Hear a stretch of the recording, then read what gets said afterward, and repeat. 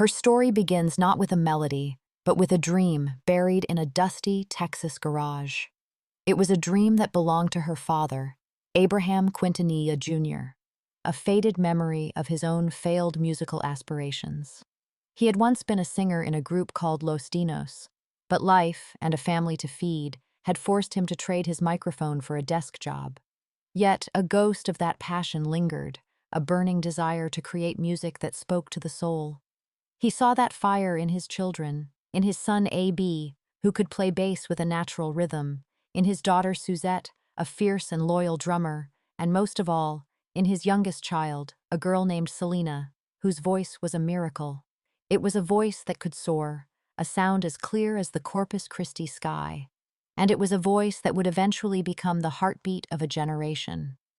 But in those early days, in the humid, cramped space of their family home, it was just the sound of a father's hope being reborn.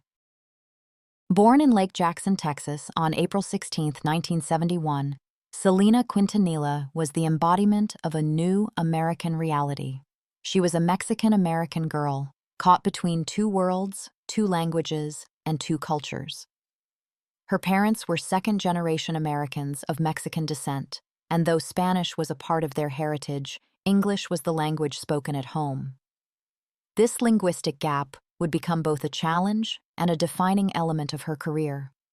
Abraham, the patriarch and the band's demanding manager, saw a path to success in the burgeoning Tejano music scene, a genre that blended Mexican folk traditions with American pop and country. But to succeed, Selena had to sing in Spanish, a language she didn't speak fluently.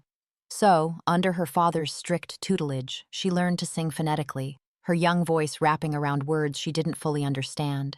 It was an arduous process, but her dedication was absolute. Her brother, A.B. Quintanilla, who would become the band's primary songwriter, would later recall, "We'd have to write out the lyrics phonetically for her, and she'd just work on it until it was perfect." She had this discipline that was just incredible for a kid. The early years were a relentless grind. The family, now known as Selena y Los Dinos, performed anywhere they could: weddings, quinceañeras, restaurants, and smoky honky-tonks. They traveled across Texas in a beat-up tour bus named Big Bertha, a mobile home on wheels that doubled as their classroom and dressing room.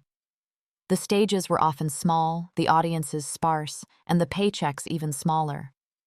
But the struggle forged an unbreakable bond between them. Abraham was a stern, uncompromising force, demanding perfection from his children, but his intensity was born of love and a deep-seated belief in their talent.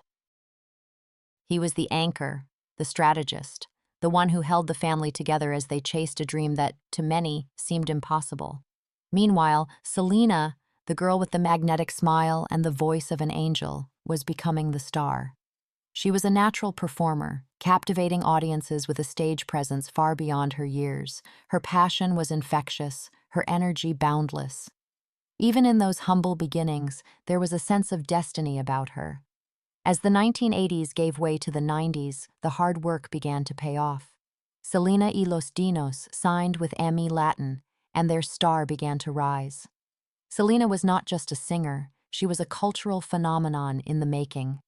Her music was a vibrant tapestry of Tejano, cumbia, pop, and R&B, a sound that spoke to a new generation of Mexican Americans who felt neither fully Mexican nor fully American. Her style was as unique as her sound, a dazzling mix of rhinestone-studded bustiers, high-waisted pants, and a signature red lipstick. She was a vision of confidence and femininity, and the world was falling in love. But behind the scenes, a different kind of love story was unfolding. Chris Perez, a gifted guitarist with a rebellious streak and a love for hard rock, joined the band in 1989. His edgy rock and roll aesthetic was a stark contrast to the band's polished Tejano sound, and initially, he and Selena clashed. "I thought she was a little stuck up at first," Perez would later admit. But over time, their creative friction gave way to a powerful, undeniable chemistry. A deep romance blossomed in secret, hidden from her father, who had a strict no-dating rule within the band. The clandestine romance between Selena and Chris was a thrilling, dangerous secret. They would steal moments together, their love a quiet rebellion against the strict rules of Abraham Quintanilla. But their secret was eventually discovered. In a fit of fury, Abraham fired Chris, threatening to break up the band if the relationship didn't end. Selena was heartbroken, but she was also fiercely independent. A few weeks later, on April 2, 1992, she and Chris eloped in a quiet courthouse ceremony. The news sent shockwaves through the Quintanilla family and the Tejano music world. It was like the whole world stopped for a minute, her sister Suzette recalled. Abraham, initially furious and hurt, eventually accepted their marriage, understanding that his daughter's happiness was more important than his own rules. Their marriage was a testament to Selena's courage and conviction. She was a good girl, but she was not a pushover. She was a woman who knew what she wanted and was not afraid to fight for it. With her personal life in a place of happiness and stability, Selena's career exploded into the stratosphere. She was crowned the Queen of Tejano music, and her fame transcended the genre's regional boundaries. Her concerts were now massive, sold-out arenas, filled with screaming fans who sang along to every word. Her music videos, vibrant and stylish, dominated television. She won a Grammy Award in 1994 for Best Mexican American Album, a historic moment that cemented her status as a global superstar. Her public persona was a perfect blend of approachable sweetness and undeniable star power. She was the girl next door who just happened to have an astonishing voice and the ability to command a stadium. She was a role model for countless young girls, an icon of beauty, talent, and strength. Her passion for fashion, a side hobby that had always fascinated her, evolved into a full-fledged business with the opening of her boutique, Selena Etc. It was here, in the glamorous world of fashion and music, that the final, tragic piece of her story would be set in motion. In the midst of all this success, Selena had a trusted ally and confidant, Yolanda Saldivar.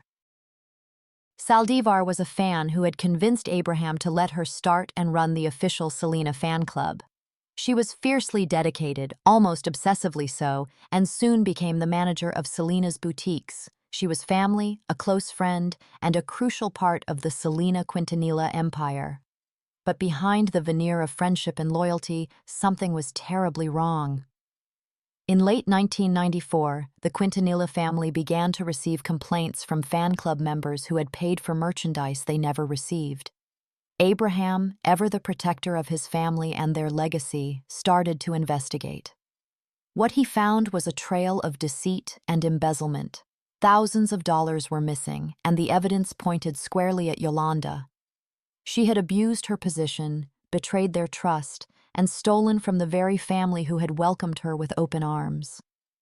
The final weeks of Selena's life were a tense and heartbreaking mix of celebration and betrayal. She was at the peak of her powers, on the cusp of a major crossover album in English that was destined to make her a global superstar in the mainstream pop world. The album, Dreaming of You, was almost complete, but the shadow of Yolanda Saldivar hung over everything. Selena, ever the peacemaker, wanted to handle the situation with grace and avoid a public scandal. She arranged to meet with Yolanda one last time on the morning of March 31, 1995, at a Days Inn hotel in Corpus Christi. She went alone, her heart heavy, to retrieve the last of her financial records. She had no idea she was walking into a nightmare. In that hotel room, a heated argument erupted. The details are forever clouded in tragedy, but we know this. Selena, with the courage that had defined her entire life, was leaving the room when Yolanda pulled a gun and fired a single shot. The bullet struck her in the back, severing a major artery. In those final, harrowing moments, Selena, mortally wounded, found the strength to run. She staggered through the hotel lobby, her life draining away with every step, and collapsed near the front desk. "Yolanda, room 158, she gasped, her final words a desperate plea for justice. She was rushed to the hospital, but it was too late. The Queen of Tejano was gone. Her death was not the result of a tragic accident or a reckless lifestyle. It was a cold, brutal act of betrayal by someone she had trusted. The news spread like wildfire, a collective gasp of disbelief and sorrow rippling across the world. The girl who had brought joy and pride to millions was silenced forever. The aftermath was a scene of unparalleled public mourning. The world wept. Selena's funeral was a somber procession, with tens of thousands of grieving fans lining the streets of Corpus Christi, many traveling for hours to pay their final respects.